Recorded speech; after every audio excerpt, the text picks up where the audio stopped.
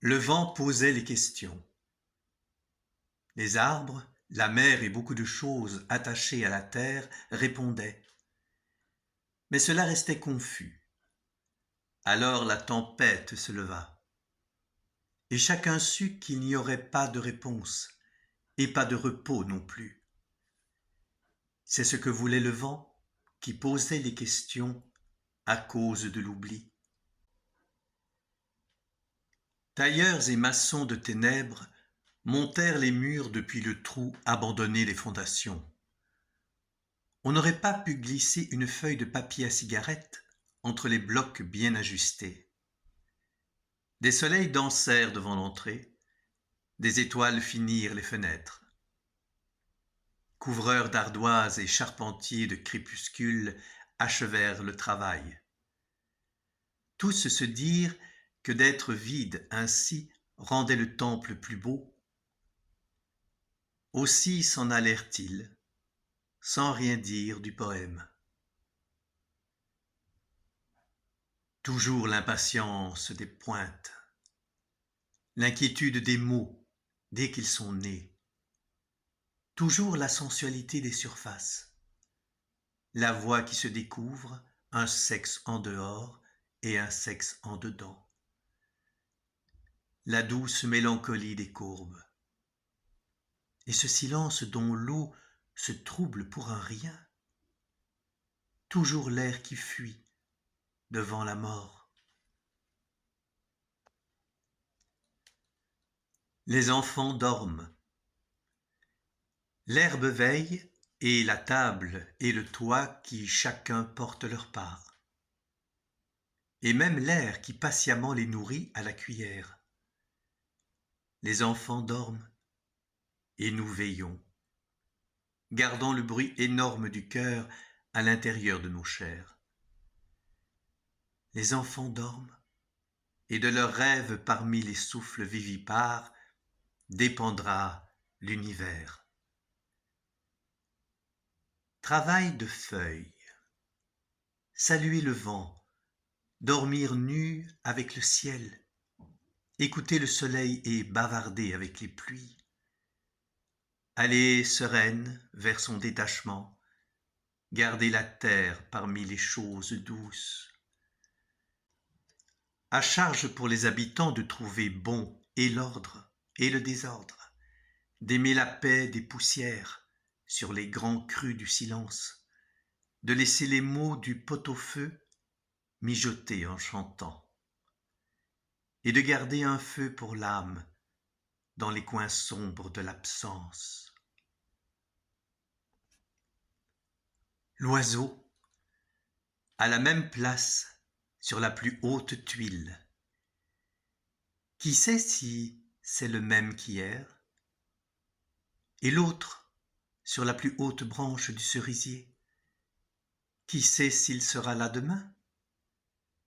Seul compte le court instant de grâce avant que l'un ou l'autre ne bouge, avant le grand passage d'éponge de la nuit. Le fini et l'infini faisaient route ensemble. L'un dit « Me voici arrivé ». « Crois-tu » dit l'autre, et il prit sur ses épaules son frère encore trop jeune. Celui-ci, du haut de son perchoir, racontait la splendeur, commentait les rencontres. Car l'autre était aveugle de naissance et ne pouvait regarder qu'en lui. Mais c'est lui qui chantait. Les amis sont devenus rares. L'un ici a oublié sa pipe. L'autre, avant de s'en aller, a dit « Ta porte grince un peu ». La pipe n'a pas bougé. La porte grince encore. J'ai acheté des allumettes et du tabac, de l'huile aussi, et du vin à boire en attendant. Que faire d'autre de ce côté de la mort? Il y a un cri, On ne l'entend pas, mais c'est certain, il y a un cri poussé par les morts, dans la mort, pour nous prévenir de quoi? Que personne ne sait.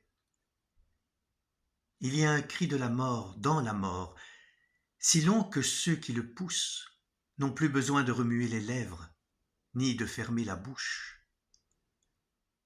Alors on le confond avec ce grand silence qu'il y avait avant. L'électricité fait sa ronde tranquille dans la maison. L'eau reste sage derrière les robinets. La vie microscopique continue son festin. Les objets tombent en tournant dans le vaste univers. Un feu de bois me rend des lettres de femme. L'instant est sans horloge possible. Mon âme et les vents au dehors demeurent seuls, imprévisibles. Quelqu'un avait dormi là. Voyez ce lit dans l'herbe? Ce n'était pas le vent, ce n'était pas le ciel. Quelqu'un que les oiseaux ne dérangeaient pas, ni les pluies.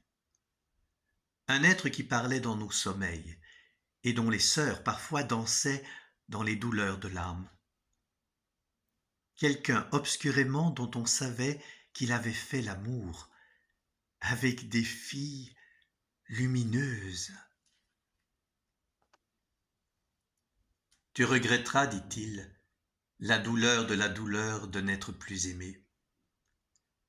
Tu regretteras, dit-il encore, l'amertume de n'aimer plus.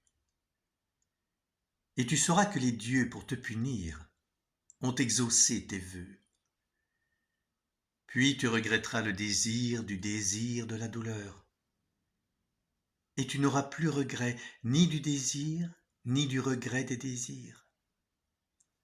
Alors, tu sauras que les dieux, pour te punir, ont fait de toi leur égal.